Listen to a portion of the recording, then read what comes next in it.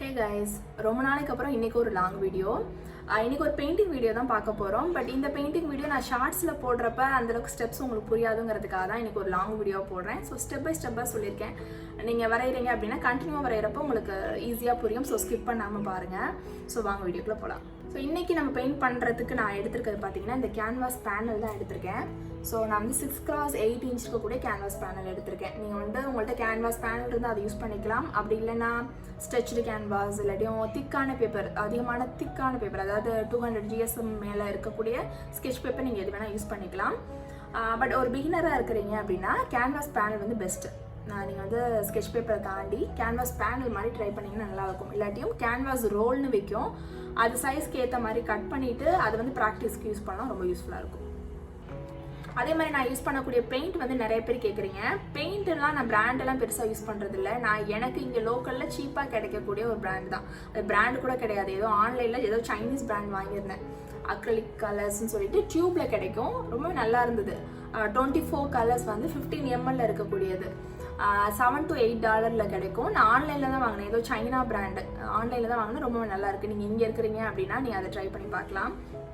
So first நம்ம sky தான் வரைய போகிறோம். ஸோ ஸ்கை வரைகிறதுக்கு நம்மளுக்கு 3 கலர் தேவைப்படும். ஒன்று வந்து அல்ட்ரா மெரைன், அதுக்கப்புறம் வந்து லைட் ப்ளூ கலர், இல்லாட்டி ஸ்கை ப்ளூ கலர் சொல்லுவோம் இல்லையா, அந்த கலர், அப்புறம் வந்துட்டு ஒயிட் கலர். இந்த 3 கலர் தான் தேவைப்படும். இப்போ கேன்வாஸை வந்து நான் வந்து அந்த போர்ட்ரேட் ஃபார்மில் வச்சுருக்கேன். நான் பார்த்தாலே தெரியுது இல்லையா, இந்த ஃபார்மில் வச்சுக்கோங்க. ஸோ ஸ்கை பார்த்தீங்கன்னா ஒரு 4ல் ஒரு பங்கு, அதாவது கேன்வாஸ் பெருசில் கொஞ்சம் தான் வந்து ஸ்கை தெரிகிற மாதிரி வரைய போகிறோம். ஸோ ஃபஸ்ட்டு ஒரு 2-3 வாஷ் மட்டும் டார்க் ப்ளூ கலர் தெரிகிற மாதிரியும், அதுக்கு போக போக அதை விட லைட்டர் கலர் இருக்கிற மாதிரி, ஸோ அதுக்கேற்ற மாதிரி நீங்கள் கலர் மிக்ஸ் பண்ணிக்கோங்க.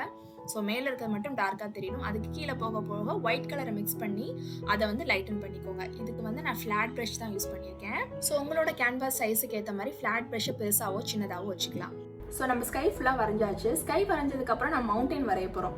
ஸோ மவுண்டெயினில் வந்து நீங்கள் கவனிக்க வேண்டியது முக்கியமாக பெயிண்டிங்காக இருக்கட்டும், ஸ்கெட்சாக இருக்கட்டும், எனிதிங், நீங்கள் வந்து சும்மா ஆஸ் இட் இஸ் அப்படியே வரையாமல், அதாவது நான் மவுண்டெயினாலே ஒரே கலர் யூஸ் பண்ணுவாங்க.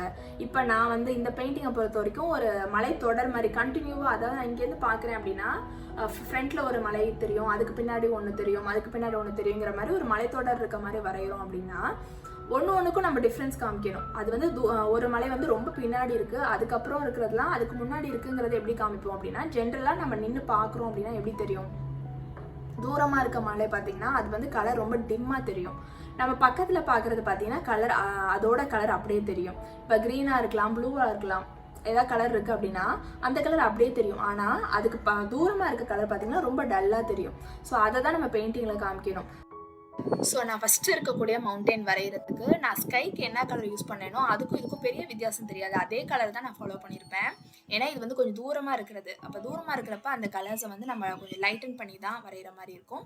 பட் அந்த சின்ன சின்னதாக ஒயிட்டாக மட்டும் அதோட ஓரங்களில் வந்து அந்த பெயிண்ட்டை வச்சு, அது பெயிண்ட் மாதிரி ஃபுல்லாக அடிக்கக்கூடாது, ஜஸ்ட் பெயிண்ட் எடுத்து ஜஸ்ட் அது மேலே அப்ளை பண்ணால் எப்படி இருக்கும் அது மாதிரி நீங்கள் கலர் பண்ணிக்கோங்க. ஸோ அதுக்கு அடுத்தடுத்து இருக்கக்கூடிய மவுண்டெயின்ஸ்லாம் நம்ம இன்னும் கொஞ்சம் கலர் டெப்த்து கொடுக்குற மாதிரி இருக்கும்.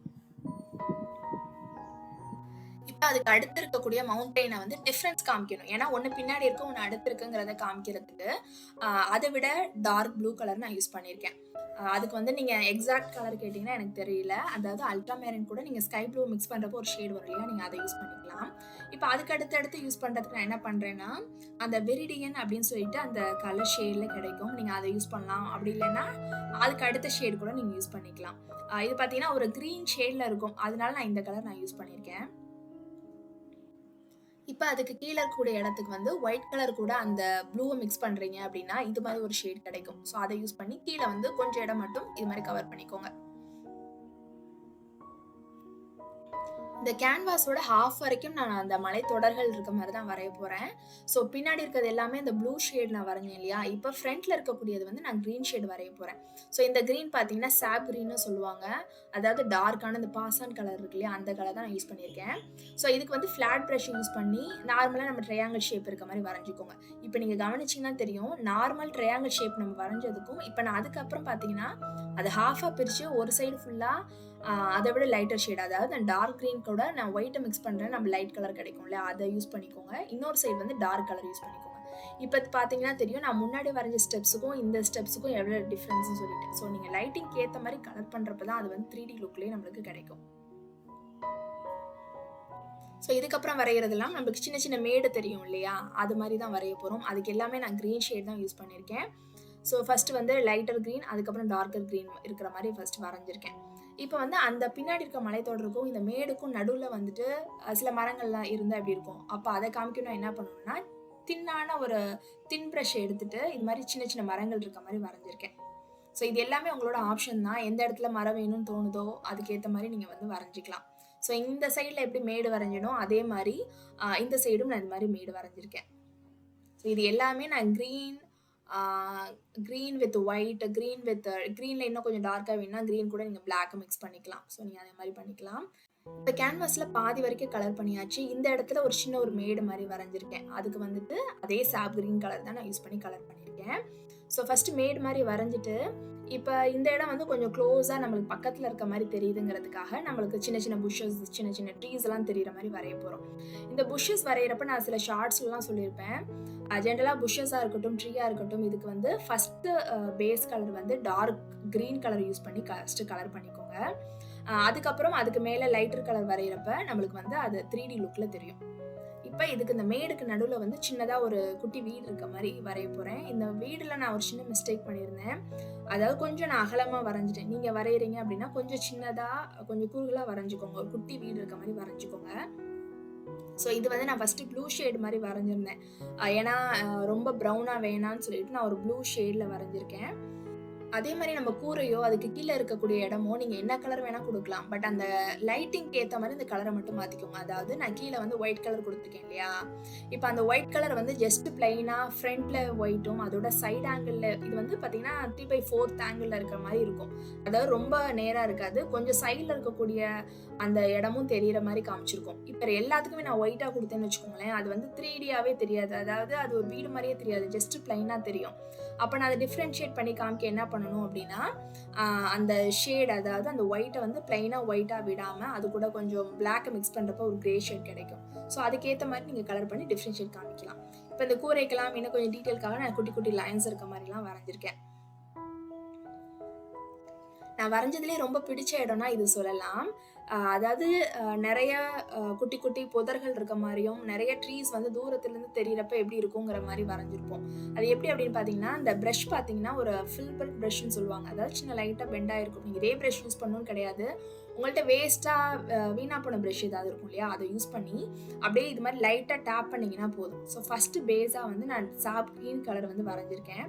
அது ட்ரை ஆனதுக்கப்புறம் அந்த சாப் க்ரீன் கலர் கூட நீங்கள் லைட்டாக எல்லோ மிக்ஸ் பண்ணிங்கன்னா லைட் க்ரீன் கலர் கிடைக்கும். அதை யூஸ் பண்ணி இது மாதிரி லைட்டாக இது மாதிரி டேப் பண்ணிக்கோங்க. இதை ஃபுல்லாக கலர் பண்ணக்கூடாது.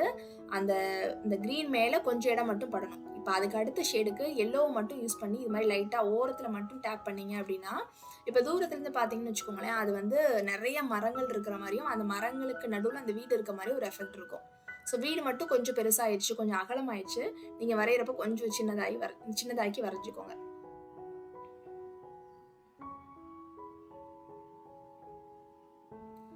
இப்போ எனக்கு இன்னும் கொஞ்சம் டீட்டெயிலுக்காக நான் என்ன பண்ணுறேன்னா, அந்த பெரிய பெரிய மரம்லாம் இருக்கும் இல்லையா, அந்த காட்டுக்கு நடுவில் பெருசாக மரம் இருக்கும் இல்லையா, அதுக்காக நான் வந்து ரவுண்ட் ப்ரஷ் யூஸ் பண்ணி சேம் சாப் க்ரீன் தான், இல்லை நிறைய அந்த க்ரீன் கலர் தான் இருக்கும்.